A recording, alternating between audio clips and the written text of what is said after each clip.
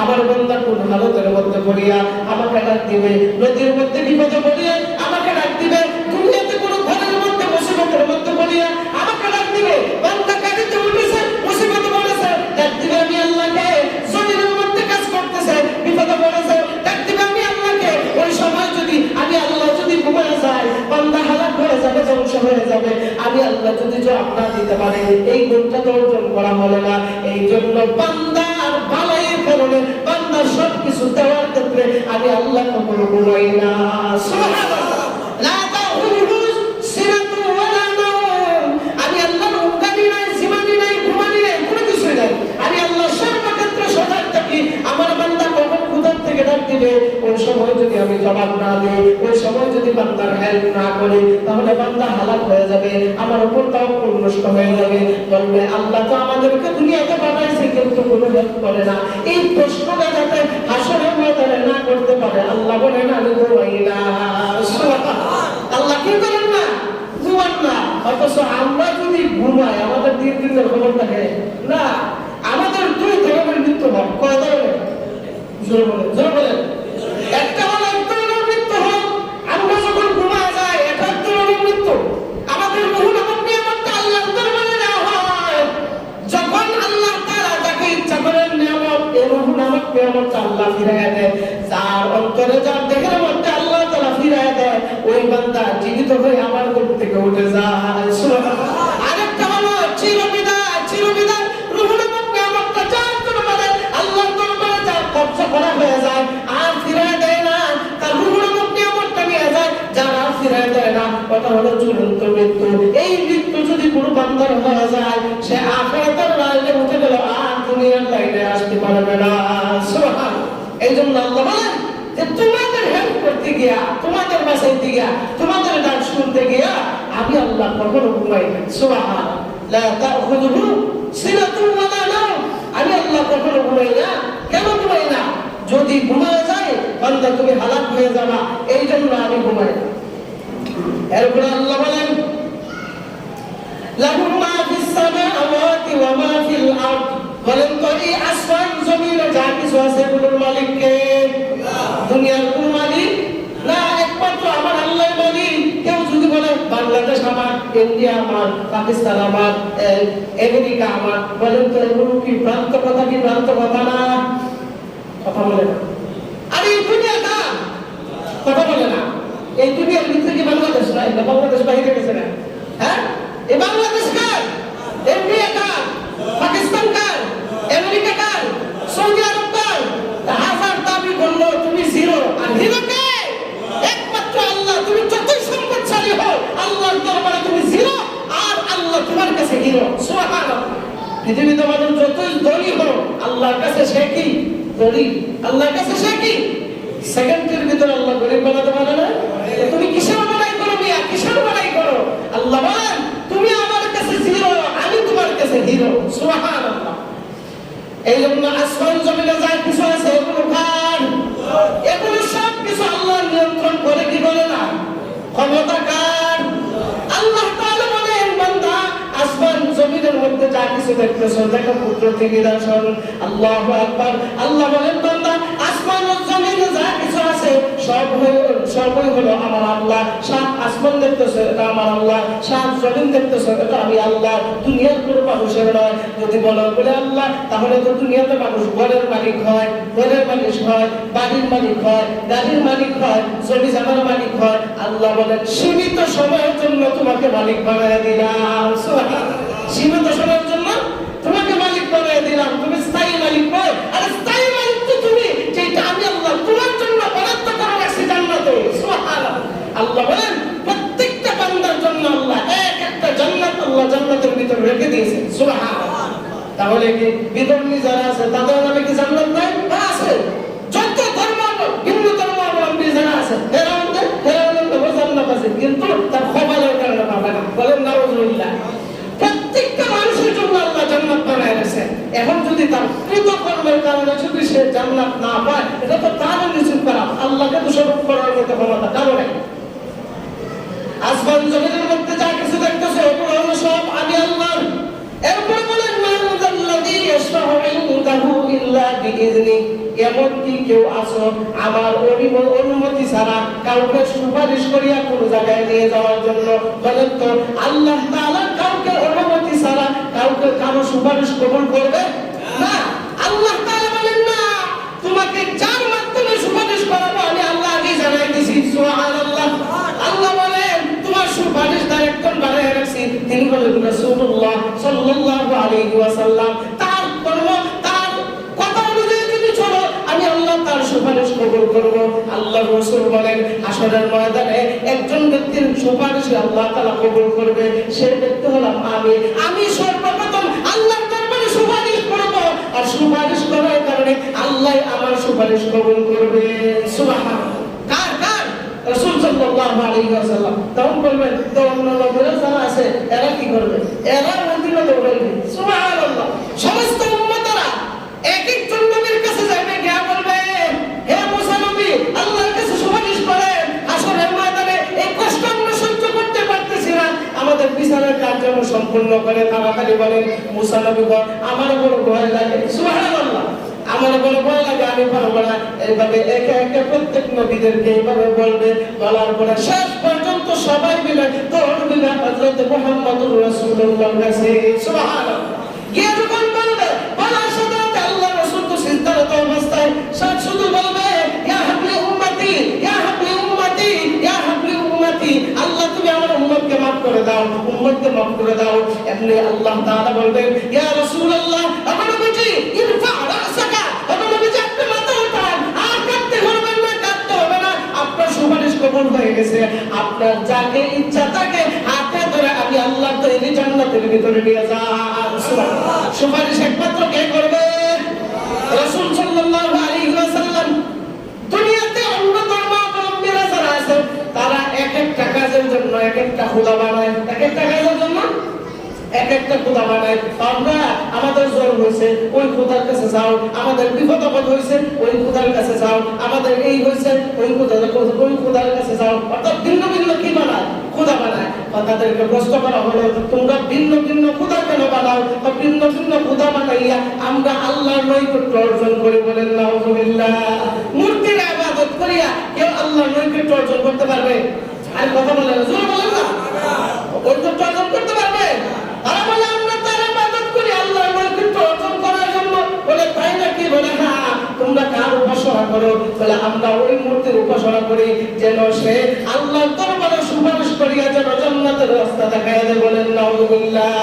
আল্লাহ বলেন ওয়ায়াবুদুনা মিন দুনিল্লাহি মা লা ইয়াদুররুহুম ওয়া লা ইয়ানফাউহুম। তোমরা যার কাছে চাইতেছো এ তো তোমার ভালো করতে পারতো না, ক্ষতিও করতে পারতো না। সুবহানাল্লাহ।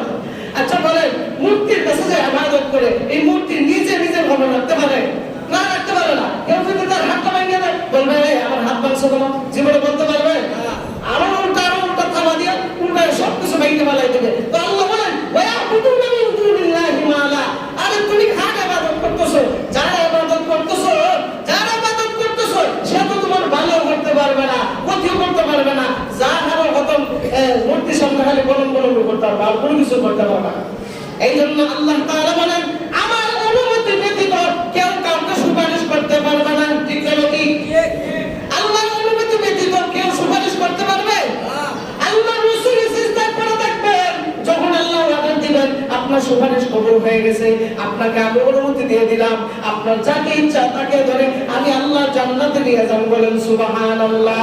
ওই সময় আল্লাহর রাসূল সিজদা থেকে উঠিয়া আল্লাহ রাসূলের খাঁটি উম্মত যারা আছে সারা বেলা উম্মত না, যারা কিছু মানে কিছু মানে না ওই রকম উম্মত না, যারা ফুল্লি ফুল সুন্নতের উপর আমল করেছে, আমল করার কারণে আল্লাহ রাসূল তাদেরকে হাতে ধরে ধরে আল্লাহ রাসূলের সঙ্গে নিয়ে আল্লাহ রাসূল জান্নাতের ভিতরে ঢুকবে।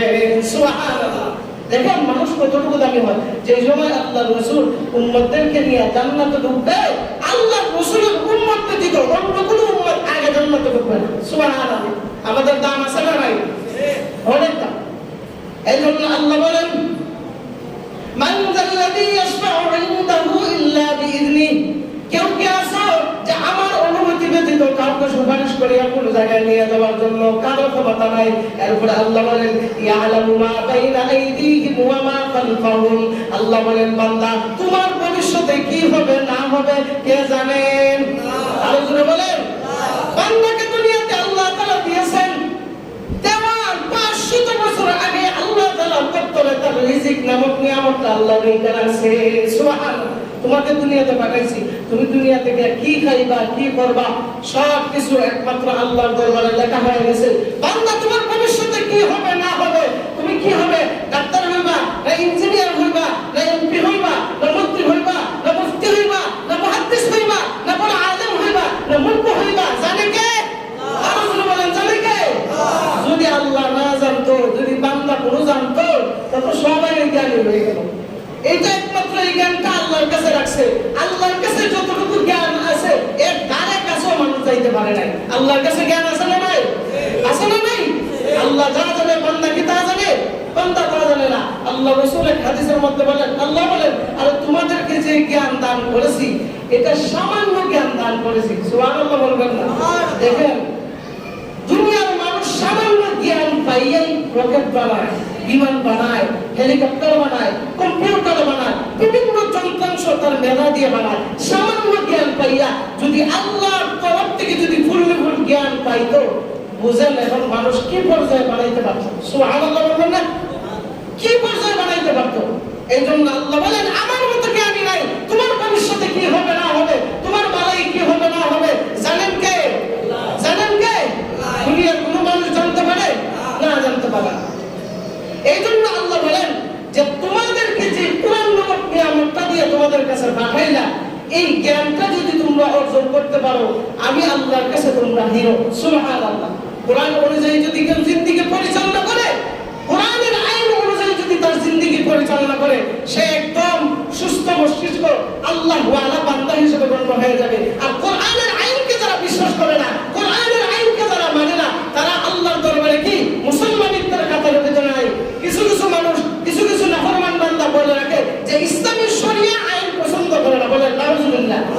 বলেন কোন মুসলমানের মুখ থেকে যদি শরিয়া আইন পছন্দ করে না, শরিয়া আইন মানে না, আল্লাহর কোরআনের আইন মানে না, রাসূলের সুন্নাহ মোতাবেক জিন্দেগি মানে না, সে কি আর মুসলমান থাকতে পারে?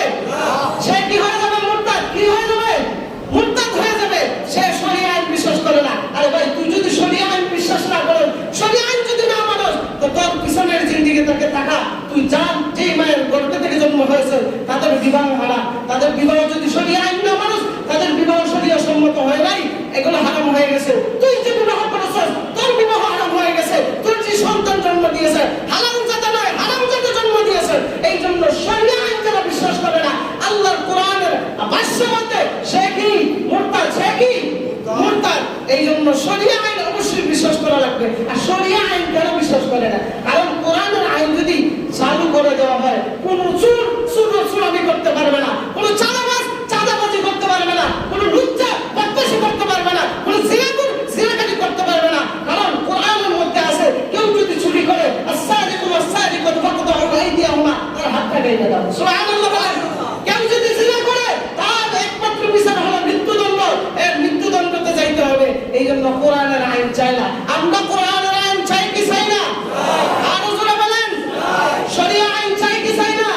এই জন্য দুনিয়াতে যারা শরিয়া আইন চাও না বলে চিৎকার করো, আল্লাহর কসম কোরআনের আয়াত অনুযায়ী তুমি মুরতাদ ঈমানদার নও। সামনে আসতেছে দলিল দেব ইনশাআল্লাহ।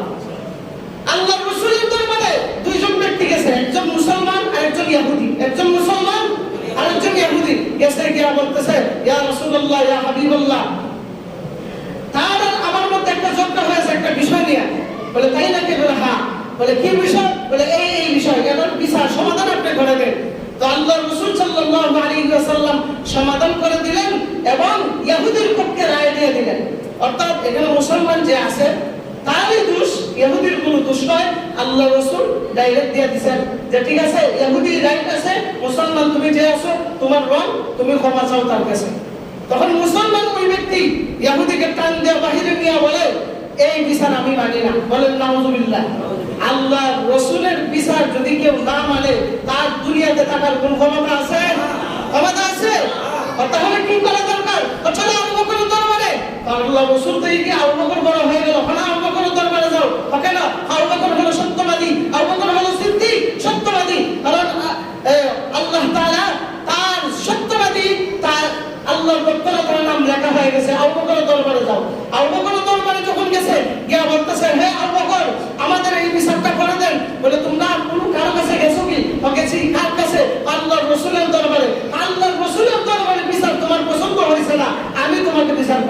পারবো না। সুবহানাল্লাহ বলেন। দৌড়ে গেছে হযরত ওমরের কাছে, গরম গরম কাছে গেছে। হযরত ওমরের কাছে গিয়ে বলে, ও ভাই ওমর, আমাদের এটা সমাধান করে দেন। হযরত ওমর বলেন, তুমি ইতিপূর্বে কার কাছে গিয়েছিলা? গেছি ও আবু বকরের কাছে।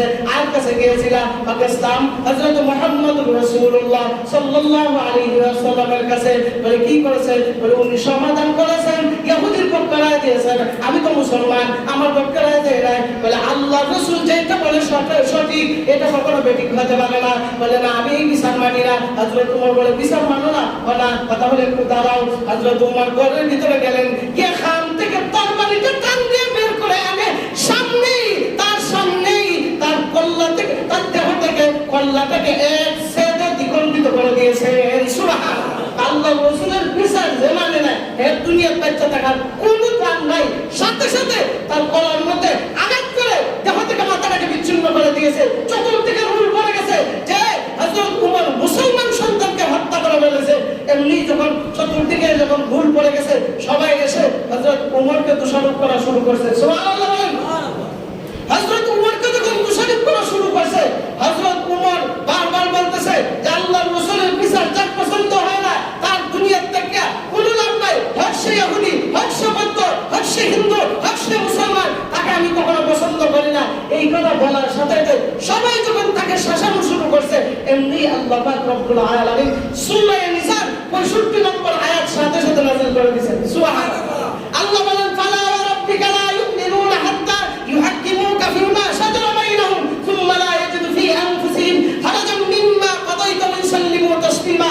আমার তোমার রবের জাত ইজ্জতের কসম করে বলি, শুনো, তারা মুমিন কখনো হতে পারে না যারা আল্লাহর রাসূলের বিচারকে পছন্দ করে না। তোমাদের মধ্যে যেই বিবাদ হয়েছে, এই বিবাদ যদি সংশোধন না করো, আল্লাহর রাসূল যেইভাবে সংশোধন করে দিয়েছে, এটা যদি তোমরা পছন্দ না করো, তাহলে তোমরা কখনো মুমিনের কাতারে নাই, তোমরা কাফের মুরতাদ হয়ে গেছো। এই জন্য হযরত ওমরে আর দেরি করে নাই, সাথে সাথে তোমার মাথাটাকে বিচ্ছিন্ন করে দিয়েছে। হযরত ওমরের বিচার রায় হয়ে গেছে। সুবহানাল্লাহ। হযরত ওমর যা করছে, এটার উপর আমি আল্লাহ রায় দিয়ে দিলাম, আয়াত নাযিল করে দিলাম। ওই বাসাদনের বাক্যটা অনেক ভালো, যে বলে শরীয়ত আইন পছন্দ হয় না, শরীয়ত আইন ভালো লাগে না, এই যুগে যদি হযরত ওমর থাকতেন, তার দেহ থেকে মাথাটাকে বিচ্ছিন্ন করার মতো এক মিনিটও হযরত ওমর দেরি করতে না। বলে ঠিক না বেঠিক? এক মিনিটও দেরি করতে না। মিয়া, তুমি কিসের বেটা আর কিসের নেতা আর কিসের কিতা কিসের কেতা, এগুলো এক সেকেন্ডও দেরি করতে না। কারণ যেখানে আল্লাহর রাসূল সাল্লাল্লাহু আলাইহি ওয়াসাল্লামের সামনে হযরত ওমরের কথার উপরে রাগ হয়ে গেছে, সাথে সাথে কোরআনের আয়াত নাযিল হয়ে গেছে, এটা বিরোধিত কখনো হতে পারে না। ওমর এই আয়াতের প্রতি লক্ষ্য করে সাথে সাথে তোমার কল্লাকে দ্বিখণ্ডিত করে দিত। সুবহানাল্লাহ। এই জন্য শরীয়ত আইন যারা বিশ্বাস করে না, অবশ্যই তারা মুরতাদ, তারা মুসলমানদের কাতারের ভিতরে নাই, তারা প্রকাশ্য তওবা করতে হবে। তওবা না করলে আল্লাহর দরবারে সে আর মুসলিমের কাতারে সে থাকতে পারবে না। বলেন নাউযুবিল্লাহ। তাই বলছিলাম যে আল্লাহ তাআলা সর্বজ্ঞানী। পৃথিবীতে কি হবে, আসমান জমিনের মধ্যে কি হবে, সবকিছু জানে কে? একটা ছেলের ভবিষ্যৎ কি হবে না হবে, এটা জানে কে? আল্লাহ জানেন। আল্লাহ বলেন, এইগুলোর ব্যাপারে সব কিছু আমি আল্লাহ জানা, দুনিয়ার কোনো মানুষ জানতে পারবে না। এই যে আল্লাহ তাআলার পরিচয়গুলো আল্লাহ তাআলা দিয়েছেন, এগুলো দুনিয়ার কোনো মানুষের দ্বারা সম্ভব। আর একটা মানুষ আজীবন জায়গা থাকা সম্ভব? জায়গা থাকা সম্ভব? একটা মানুষ সারা জীবন বাইসা থাকা সম্ভব? সারা আসমান জমিনের গোপনের প্রকাশ্যে যা কিছু আছে এগুলো জানা একটা মানুষের সম্ভব না। আরে ভাই, কোরআনুল কারীমের মধ্যে তো সব মুফাসসিররা তাফসীর করে না, সব আয়াতের তাফসীর করে না। কোরআনের কারীমের মধ্যে এমন এক শব্দ আছে, এমন আয়াত আছে যেগুলোর আয়াতের ব্যাপারে, শব্দের ব্যাপারে কোন মুফাসসিরও জানে না। সুবহানাল্লাহ। একমাত্র আল্লাহ জানে, যেটাকে বলা হয় হুরুফুল মুকাত্তাআত। যে দেখবেন প্রত্যেক সূরার শুরুতে আলিফ লাম মিম, এরপরে সাদ কাফ নুন, এগুলোর অর্থ কোন মুফাসসিরও জানে না। সুবহানাল্লাহ। দুনিয়ার কোন আলেমও জানে না, কোন নবীও জানে না, একমাত্র জানে কে? আল্লাহ জানে। এগুলোর ব্যাপারে কেউ জানে না, একমাত্র আল্লাহ জানে। এই জন্য আল্লাহ তাআলা যে গুণগুলো আল্লাহ তাআলা আমাদেরকে বলে দিয়েছে, এই গুণের প্রতি লক্ষ্য করা, আল্লাহর উপর আত্মবিশ্বাস রাখা, আল্লাহ তাআলার উপর তাওয়াক্কুল রাখা, তাওয়াক্কুল রেখে সামনের দিকে আগানো। আল্লাহ পাক রব্বুল আলামিন আমাদেরকে এই কথার উপর আমল করার তৌফিক দান করুক। সবাই বলি আমিন। ওয়া আখিরু দাওয়ানা আলহামদুলিল্লাহি রাব্বিল আলামিন।